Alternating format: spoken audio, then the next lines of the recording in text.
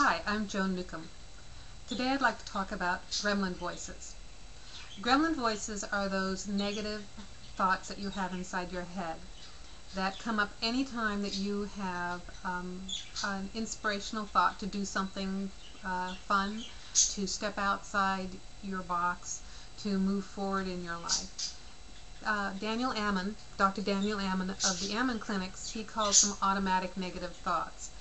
So they're actually a natural brain function. Bolte Taylor outlines them in her book, My Stroke of Insight. She discovered that after having a stroke that essentially took her left brain offline for a while, after about 2 years of recovery from this stroke, those negative voices started coming in.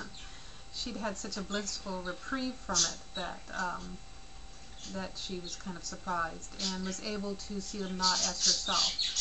So the way she looks at them it's a small cluster of cells in the left side of your brain that are really meant for organizing. They're supposed to remind you to remember to pick up your dry cleaning, or that you're running out of laundry soap.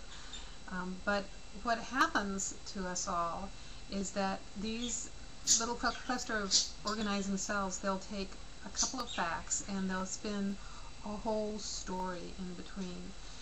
So you can see this happen in relationship patterns, where you'll just take something out of context, a word out of context, an action or a gesture, and you'll spin this whole big story around it, and suddenly you're all off to psychotherapy or self-help groups, and if you really break it down, there's like 1 or 2 little pieces there that a whole fictional movie has been made. So these Gremlin voices, these automatic negative thoughts, can just affect your life in so many ways. Years ago, I had the opportunity to coach some women from the local domestic violence support group, and even though these women had been successfully away from their abuser for up to a year or more, it's kind of like his voice still was inside their head. More than one person had a similar experience. Coming into the house and immediately having anxiety that the toilet paper wasn't folded the right way on the run. So learning to recognize that you can embody gremlin voices of the past if you grew up with an abusive parent, if you had a traumatic time with the nuns in school, that you'll embody those that'll be part of your internal tapes. So what to do about gremlin voices? So the first thing is to recognize that you have them. It can be quite a revelation to just notice your thoughts as you go about your day, and notice how many of them kind of steer you in off the direction you're going. How many well-meaning sounding thoughts sometimes are really preventing you from being the person who you really are. So the first thing is noticing that you have them.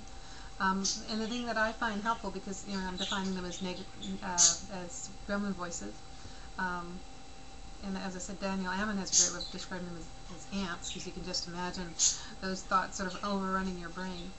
I also think of them as rabid chihuahuas or rats, and so the thing to do is to personify them in some way.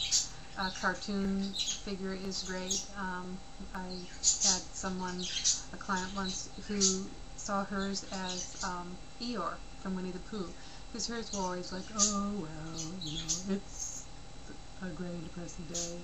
So what she would do is she would send Eeyore across the street, and then be able to focus and get on with her day. And then later on I discovered that when she had continuing negative thoughts come up, she'd throw those thoughts across the street to feed Eeyore. Which was kind of, I thought that donkeys were vegetarian, but it was an effective way for her. One of the women I coached from the domestic violence group created a hand gesture that every time a thought came up that was was negating, she would put her hand up like this, and she actually had a couple funny stories with that. She was helping to do water aerobics. She was teaching water aerobics and to seniors, and she was, doing the water aerobics, and as she was doing them, suddenly she had this sort of thought come up, and so she did this, and everybody in the class did this too.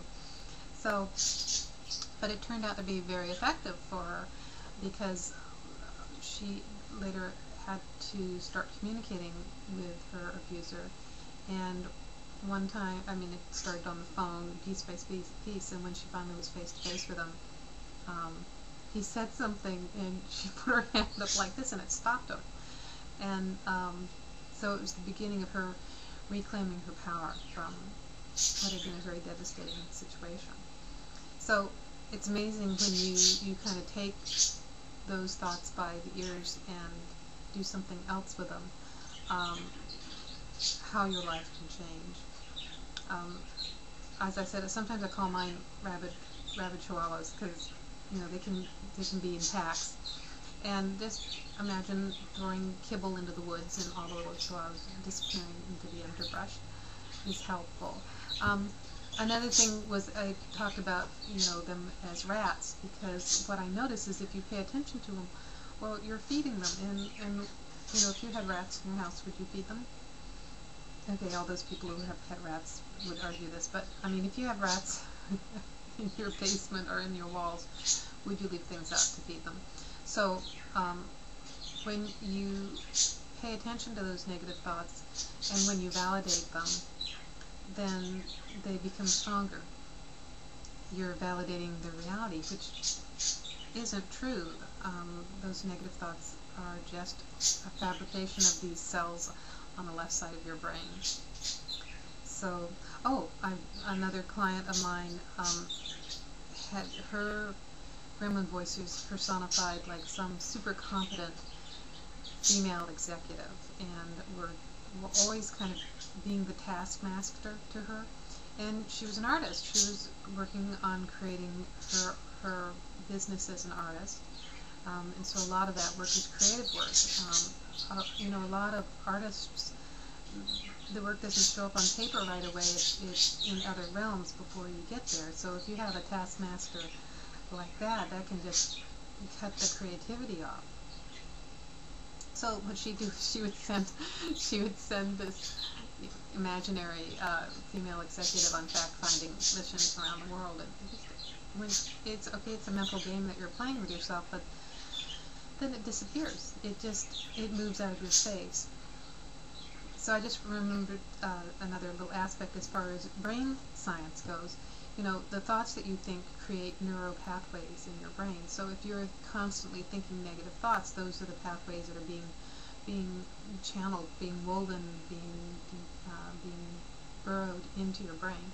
And if you counteract those thoughts, if you start thinking positive thoughts, you're creating new neural pathways.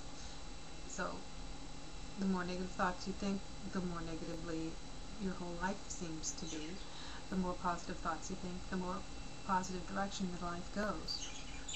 And with law of attraction or anything like that, it's like, what are you putting out? You're putting out positive thoughts, you'll have positive experiences. Which reminds me of a whole other topic to talk about. So just imagine if you take your gremlin by the scruff of its neck and